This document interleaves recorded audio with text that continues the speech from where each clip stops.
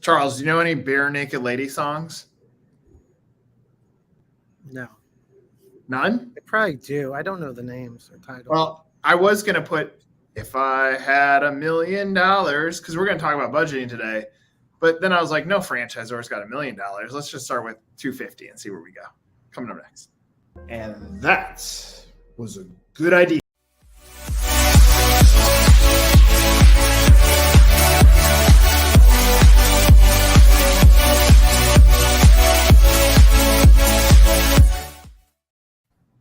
If we're being honest, you have Bare Naked Ladies tattooed on your lower back. I have it on my shoulder. You just can't see it. See, this is already off to a good start. All right, Brent, you're going to go first on this one. So the topic, I said, if I had a $250,000 budget to spend on franchise marketing, how would I spend it? And so let's just take this fake scenario that Brand X is coming here and saying, I want to grow my business. Let's say they're sound. Let's say they want for $25,000 or $250,000, they can budget $25,000 per deal. All I want is 10 deals. Give me 10 deals for $250,000. How would you approach that in today's world? Like, how would you get to the starting line? You go first, Charles. You can go second. 250. When you say franchise marketing, you franchise development marketing or consumer dev? Got it. Okay. So $250,000. How would I spend it? Well, I always like to. It depends on the brand, but if we're going to put it in a bucket of an average franchisor, average investment, average industry, etc. I always look at about 10% in collateral. So we want to assign 10% of our budget to landing pages, website, anything that we might need, presentations, etc. Then I put another 10% into video. So in this case, it's about $25,000 worth of video. We're big on video. It becomes more and more important. A nice mix between professionally edited and recorded and well-produced content, and then some authentic content too. But just 20% there into getting set up and making sure you've got the collateral to help you tell the right stories, position your why you, why now, etc. And then just to put it in buckets, and we can dive deeper as we talk into it, but we like to look at it as how we're generating hunt mode, what we call hunt mode candidates. They're your leads that are actively searching for a franchise. So they're folks that perhaps are entering into a search engine, most profitable franchise, best franchise in 2024. And so that would be a good amount of our budget, say 20, 30% at least would be in things like Google PPC, ensuring we have an SEO program in place. We're seeing increased amount, month over month, increased amount of success with franchise portals who are still hunt mode candidates. And so I'd put a big chunk of the budget into folks that are actively looking. And then, it's a sizable budget. So you could assign to what we call, we'll keep it very simple, folks that aren't looking for a franchise, but may still have an interest. And then we may still, through franchising, solve their problems. So looking for folks who are scrolling Facebook, who may have the right capital interests, etc., who may not know franchising is the solution to their finance problem, their work-life balance problem, the fact that they hate their boss. So an assigned campaign for that. And then finally, once we've got a good amount of folks coming in from SEO portals, Google, however we're getting those hunt mode candidates in, we'd want to put a good amount of the budget into retargeting through Facebook, YouTube, pre-roll ads. Just because you've generated the lead, you've spent 50, 70, 100K in generating these hunt mode leads, and they don't convert on that first time, doesn't mean that you stop spending on them. They're actually where you really start spending. So we would probably then assign a lot to retargeting. So to recap, to put it in categories, collateral, hunt mode candidates, retargeting is how I'd kind of break it down, and then I'd figure out what works from there. First of all, Charles, go next. But Brent, awesome answer. I love that. Go ahead. Yeah. So how do I go after Brent, who has this down to a science, just articulated a clear pathway? It would be silly for me to do that. The only thing that I would add is whether or not it's a brand susceptible of broker generated leads, right? Depending on where the brand falls in the value chain of value proposition, supplemental income replacement. maybe not the restaurants or the higher ticket franchises. If I'm going to fall in that spectrum of income replacement, supplemental income franchises, I'd probably devote 20% of my budget toward broker engagement, and that would go toward travel expenses, presentations, membership fees, um, but with the mindset that you're wasting your money if you don't do what Brent originally said, which is take a big chunk of your budget and develop the collateral, right? So if you power up your collateral, you may have, just adding to Brent, you may have a broker opportunity also. All right, adding my 2 cents. Both of you, I think, are spot on. And ultimately, what we're doing right now is we're building a framework that it's not necessarily $250,000. It's what are the percentage marks. So I keynoted the Shuck and Shack conference yesterday. And after I make everybody feel emotional about my story, one of the franchisees came up to me, which normally happens, and said, "That was a great presentation." I said, "Well, talk to me about your journey."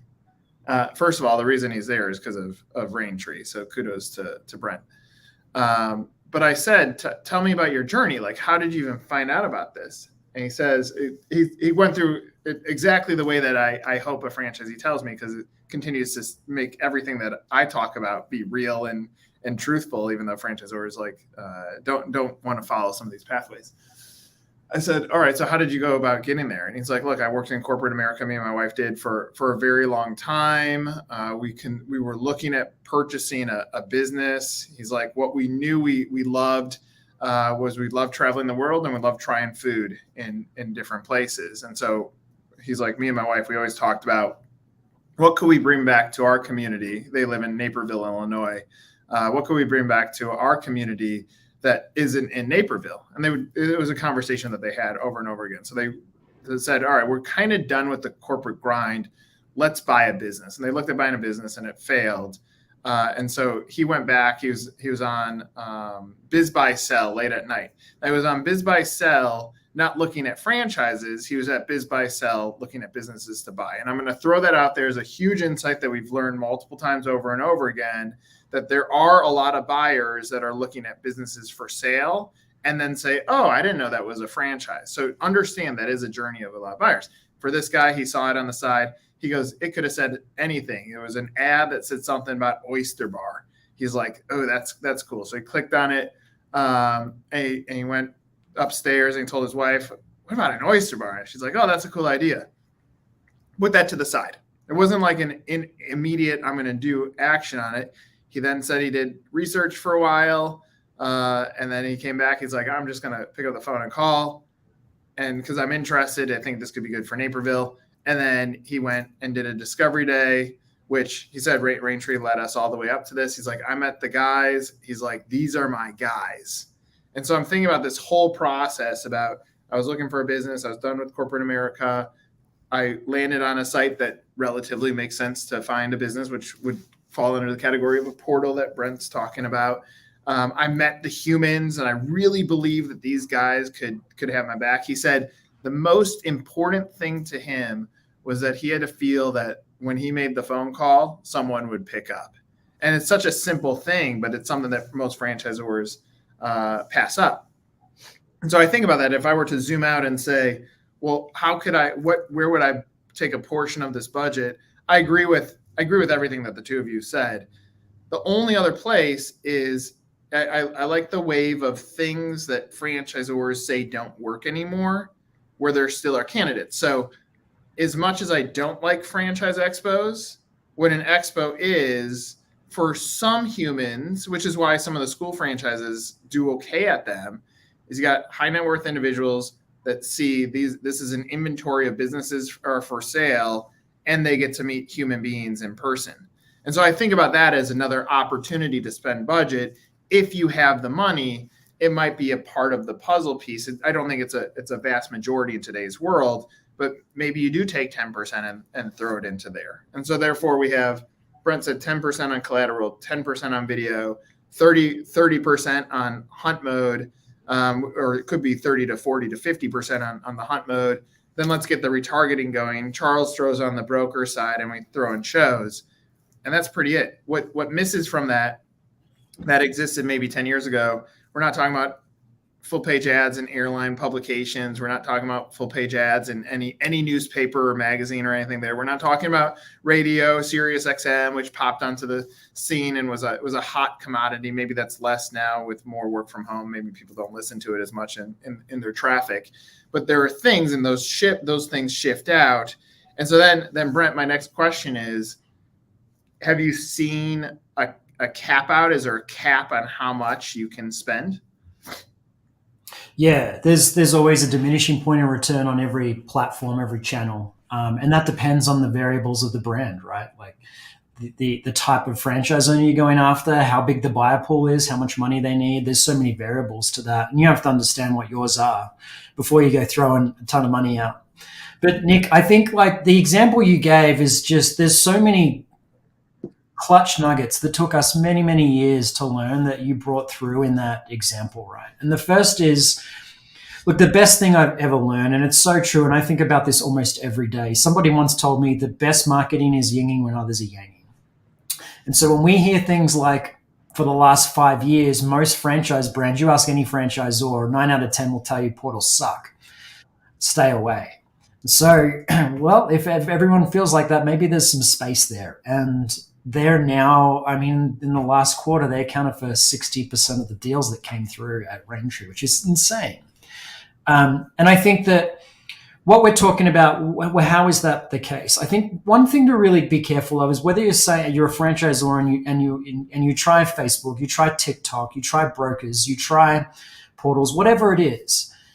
When you put that money down and you spend your 10% and your 20% and it doesn't work and you get junk leads, be careful in just saying it was the channel, saying X channel sucks, because the reality is usually that's the last variable. The things that matter before that are, how strong was the creative and the messaging?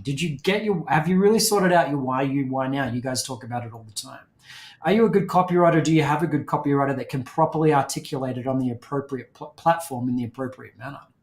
So you've got to make sure that the way you're positioning on the marketing channel is correct, is effective for what you're trying to do.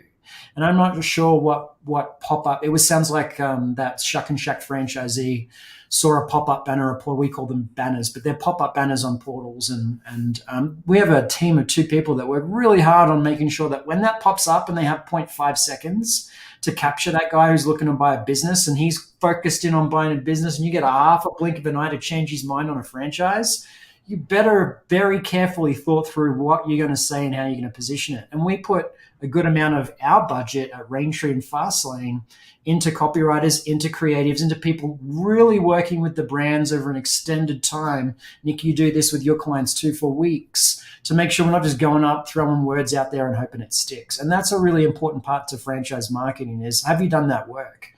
Then on the backside, to your point, Nick, you had the example of someone answered the phone and the process was professional after that. That's largely technology, by the way. That's really carefully mapping out CRM workflows, having a good CRM team behind, putting the work in, testing it daily, trying to break it, trying to improve it, analyzing it by the numbers, and making sure that you're improving on what works and killing things that don't. And so I think what I heard from Nick and what I wanted to really just touch on is, one, don't be quick to say that X amount of money on franchise marketing on this channel sucked if you haven't done the work that you gentlemen recommend all the time in the positioning. And 2, do you have an appropriate conversion team, CRM, sales fleet, automations, et cetera, to make sure that when they come in, that they're treated properly? From a scalability standpoint, I always find it interesting when you spend money on a particular marketing channel, you don't think it's working, but you also don't realize it's driving consumers or prospective buyers or franchisees to your website directly or through another channel. And that so there's other data points. The other thing I'm curious about, Brent, is Nick gave us a budget of $250K, and so it's kind of easy to divide things up.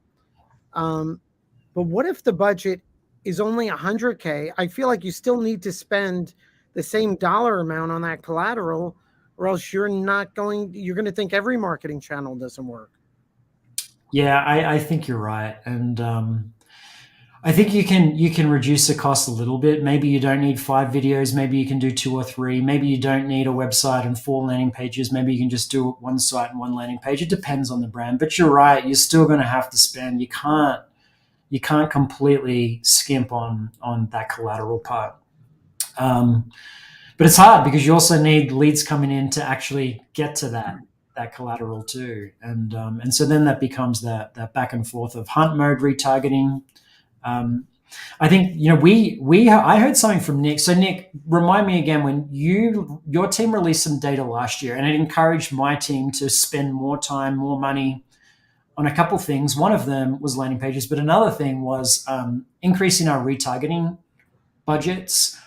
Remind us again, how long, once that someone is a portal lead or a Facebook lead, how long before they actually reach out? Well, so take the scenario. First of all, did you know that the Naperville franchisee? Did your team have the insight that it came from Biz by Sell? For what? Sorry, the Naperville franchisee for Shuck and Check. Did you have the insight already that it came from Biz by Sell? Yeah. I don't know. So it's a great point. We usually check. And we've got a little bit of lead attribution behind the portals, but not enough to always know 100%. I'd have to look. So take him, because he wouldn't have been attributed to Biz by Sell. Like, I mean, I was asking him questions to understand it. He would have been attributed either to the website, or he would have been attributed to a phone call if he indeed made the phone call on the first thing. And if you would have said, "How did you hear about us?" he could have said, "I was looking at Shuck and Check for a while." So what's interesting about that, and I use that as an example, 6.4 months is the number right now. Yeah. And frankly, it hasn't changed, which I thought when I came out with the data after month 1 of extracting it, I thought it was going to waver a lot. It hasn't moved 1 inch. It's staying stable at this amount. Now, I can say under $250,000 is different. It goes faster than a 250, and north of $1 million or north of 750, it's taken over a year to go from that. So understand that takes a while. That guy took about 6 months to convert from seeing it into being an actual lead. And so the thing with retargeting, what I encourage franchisors to think about, and this is the new message that I'm really hammering home. Keep on saying, before the 3 of us, the day before we fell into franchising, which we all fall into franchising. Nobody says I want to do franchising unless a rare situation you grew up in it and it's a family business. But if you say, did we understand what franchising was? All 3 of us are going to say, absolutely not. We had no idea. And franchisors go immediately to buy my business, and they never say, let us educate you on what franchising is. And I think this is why the brokers have done so well, because the brokers are out there educating what franchising is and then guiding them to the right opportunity. Now, what's wrong about that is they only guide within their inventory. They don't guide them to necessarily the right business for them. So that needs to be worked on. But they've taken on the educational component of it. So if retargeting is done the right way, I saw an ad. I searched for most profitable franchises. I've landed into the brand. I'm not ready to fill out your form. I'm intrigued. I'm going to write this on a note that says, maybe I'll look at this. Okay, so now I'm on ESPN and it pops up and says, before you buy a franchise, here's everything you need to know from our perspective. And let's just use Shuck and Check because we've brought them up on this call. Let's say now that takes you into a white paper that's Shuck and Check's view on everything they want you to know about franchising before you do it. And that could be, it should take you 90 days. From the time you fill out the form to the time you close, it should take you 90 days. Here are some bullet points for how you're going to review the FDD. Here are the things you can negotiate and you can't negotiate in the process. Yes, you're paying a royalty, but you're doing so for all of this infrastructure that we've put behind you. Now, because the retargeting drove me to download that white paper, you've now educated the buyer for free. Didn't say, don't make them give all your information. Don't start hounding them with phone calls. You gave them a piece by saying, I have an insight that yes, they were mildly interested because they got to the site. It's going to take them 6.4 months. Now let's feed them. Now you're really sophisticated. You've already fed them that. A month later, you feed them something on how to be successful as a Shuck and Shack franchisee. A month later, the retargeting says, here's how we over support our franchisees to ensure success. And now all of a sudden we've built out the right pathway that actually can nurture leads. I think that's the biggest miss. It's exactly what you said, Brent. It doesn't work. I talked with a brand that Charles works with that was at FranX right before this. And he said, I spent $4,000 in a month. I got one freaking lead.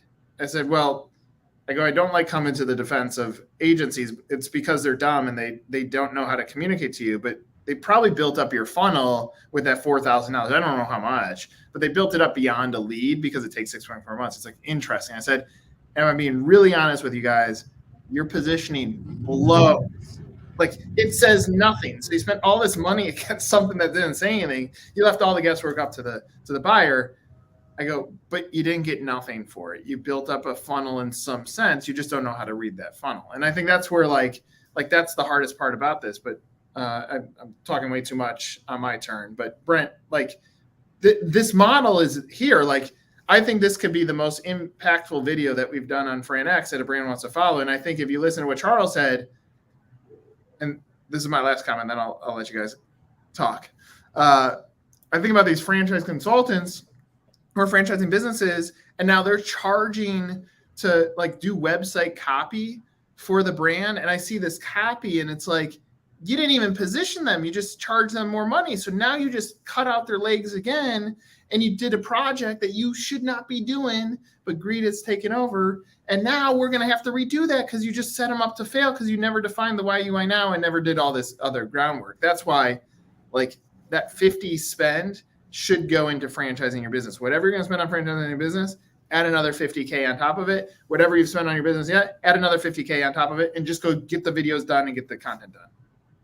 Yeah, absolutely. And I think, we're really honing in now on, you've got 250,000. Good. Does that mean you should be buying $250,000 worth of leads from Facebook? We're kind of really trying to position people here to get the messaging right, invest in the collateral. But even for brands that don't, say you only have 100, 150, we talk to those brands and you're really struggling about, man, how do I actually make an impact here?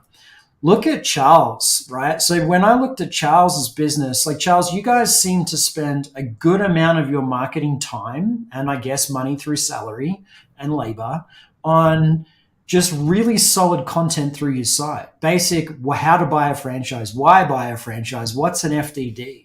And you don't need to be a superstar copywriter to do that. You don't need to pay an agency to do that. If you're a brand, you can jump on YouTube and talk about it, create content, start to build that baseline collateral information that Nick was referencing that people are going to need to be dripped out and slowly fed rather than just here's the 4 reasons to buy and if you don't like them, get out. But Charles, like when you guys are best in class in my mind in terms of that organic content marketing. How do you coach your franchise brands on how to follow the path that you guys have there? Yeah, just take a couple of steps back to your comments and Nick's, which is if you are franchising your business, you need that 50K to build content. And not only to attract organically, but also to communicate that brand story, values, vision, and that connection. I think it's in terms of, so when we're working with our clients, we start off with, hey, here's all the important things we're doing. And I'd love to believe all these legal things are important and we're going to nail it. It's going to be great. But let's assume that's all being taken care of. Next is we really need to hone in on unit economic positioning of your franchise offering, which we start off with our clients, which is, what is our value proposition? If we're a restaurant, we're income replacement, legacy building. If we're children's enrichment, we're supplement. Why? Because that's going to impact how we develop the FDD. And then getting to your point, those all become organic content drivers. Our estimated investment, but not by just saying, here's our estimated investment. like discussing what's involved there, the ROI potential, and then going deeper. So we do it on the development framework of how we're setting up the FDD. Then, quite frankly, the most valuable asset, I send them through the FranX class on building your brand story, right? Because then that helps refine what's going on in the. So what that does at the end, if we know our why us, why now, our transformative headline, our 3 uniques as our franchise offering, then we could drill down into verticals on our content. And I think that's when you win. The problem I think everyone has with organic content is you dabble in it. Yeah. And when you dabble in it, it just comes off as superficial. And then ultimately, when you don't dabble and you go hardcore, it may still seem superficial if it's not connecting with your why, your culture, and your values. And all of a sudden, you all that comes together, and what you have is something genuine. So that's really a journey. But I think the biggest factor for our startup brands it's almost like shock therapy. You need that massive 101% effort into your initial content, and then you could keep improving. Whereas the biggest issue I see for emerging brands is they never do that. So I'll be at conferences speaking, and I'll see a franchisor who's at the conference, has a big trade show display, speaking to people, feel like they're gaining traction, but they're not going to sell. Quite frankly, the brokers don't even know what the brand value is. And when you speak with them, you realize they franchised their business, someone did copy, they think it's over, and no one did the deep dive and connected. So, but Brent, I think the answer ultimately, it's funny because we had our quarterly traction meeting team wide, and I spent a day preparing for it. And I really struggled with our why, how, and what. And I dove into that. And I think if brands start there, why, how, what, and really understand a compelling why, then content becomes easy. Yeah, absolutely. And I think consistency is key. I'm so guilty of being in and out on it. And we see it when we don't do it well at Raintree for our own brand at Raintree. It's true. But again, Nick's data last year is something that we've anchored in on. And I think it's such a great number for any franchisor to remember. Again, go spend your 200 or your 100 on whatever, portals, Facebook. But how are you going to keep them engaged for 6.4 months before you get the value on that 100, 200,000 that you spent to get those folks there? Again, it's the collateral that you talked about. It's the workbook. It's the why you why now. It's the right website. It's the video. It's you making sure that you're putting the same emphasis on that as the lead generation, because that is the ultimate message today. Most franchisors get so caught up on X amount of money on the leads, and they either spy or they don't. They work or they suck. They fail to look at how they were supposed to spend and devote their time and attention on everything else to make those leads work. And I think we hit on some of those today. That's where I think if a brand has happened into this video, this is the nuggets. Like, I think what Charles, you just said is deeply important to note. Most emerging brands limp into this and then wonder why it's not working. So it's almost like, don't limp in, wait another year, save up your funds, and then go. And then Brent, if you think through, most people don't marry their one night stand. You're going to have to date someone for at least 6.4 months before they say yes, most likely longer than that. But you think about that, like, this is not brain surgery. It's like fundamentals of business. But I think shame on the consultants that tell brands that, dreams come true. They can, if you do the right things. If you have shitty unit level economics, good luck. And if you don't put the right materials together, good luck. I mean, it's all crapshoots then. And there are plenty of success stories, overnight success stories that the brokers have taken off, and it was just very easy for them to sell. Most brands don't fit into that. And this is where hopefully we've given some insights back to the community. Again, and all this free advice that nobody has to pay for, it's brought to you by Charles in Charge. That's it.